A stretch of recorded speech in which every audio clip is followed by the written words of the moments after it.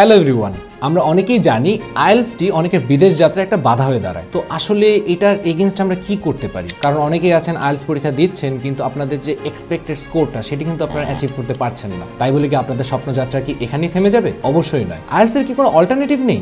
অবশ্যই আছে, সেটি হচ্ছে অক্সফোর্ড ELLT।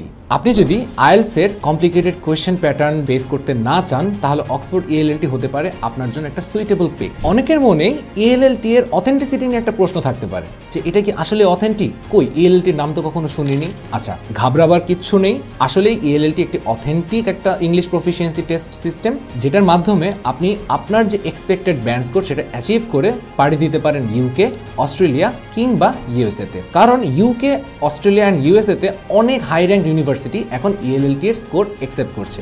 যদি বিশ্বাস না হয় দেন গুগল ইট। চলুন দেখে ফেলি হোয়াট আর দ্য কি differences between Oxford ELLT and the IELTS. প্রথমে যদি বলি আইএলটিএস এর রাইটিং টাস্ক নিয়ে, ওটা কিন্তু অনেকের জন্য একটা নাইটমেয়ার। কেন? কারণ 1 ঘন্টার মধ্যে আপনাকে 2টি টাস্ক ফেস করতে হচ্ছে এবং খুবই লিমিটেড টাইমের মধ্যে আপনাকে চিন্তা করে সেটা আনসার করা লাগছে। তার আগে আছে আবার রিডিং, লিসেনিং, কারণ ওইগুলো তো খুবই আপনাকে এক্সস্টেড বানিয়ে দেবে। তারপরে আপনি রাইটিং টাস্কটাকে ফেস করবেন। তো তখন দেখা যায় যে আপনার ব্রেন কমপ্লিটলি কলাপস করে এবং 1 ঘন্টা আপনি ওভাবে লিখে কুলিয়ে উঠতে পারেন না। তো ELLT-তে আপনাকে মাত্র একটি টাস্কই ফেস করতে হবে এবং তার জন্য আপনি পাচ্ছেন 45 মিনিটস। এছাড়াও আইএলটিএস এর যে লিসনিং সেকশন, সেখানে কিন্তু কোনো অডিওই আপনি সেকেন্ড টাইম শুনতে পাবেন না। সবকিছুকে আপনি একবার শুনেই আনসার করা লাগবে। কিন্তু ELLT-তে আপনি দেখতে পাচ্ছেন শুধুমাত্র ফার্স্ট সেকশনটা আপনি একবার শুনতে পাচ্ছেন, কিন্তু পরের 2টি সেকশন কিন্তু আপনি সেকেন্ড টাইমও শুনতে পাবেন। তো লিসেনিংয়ে যদি আপনি একটু হায়ার স্কোর করতে চান তাহলে ELLT আপনার জন্য একটা পারফেক্ট পিক।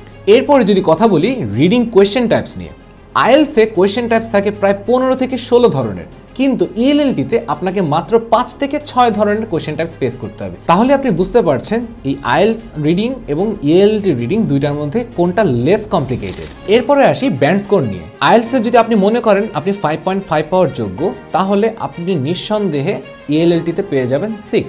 তো আপনি বুঝতেই পারছেন যে সেম ধরনের প্রিপারেশন নিয়ে আইএলটিএস-এ যে ব্যান্ড স্কোর আপনার তোলা সম্ভব তার চেয়ে বেশি ব্যান্ড স্কোর আপনি তুলতে পারবেন ELLT-তে। সুতরাং আর ভয়ের কোনো কারণ নেই।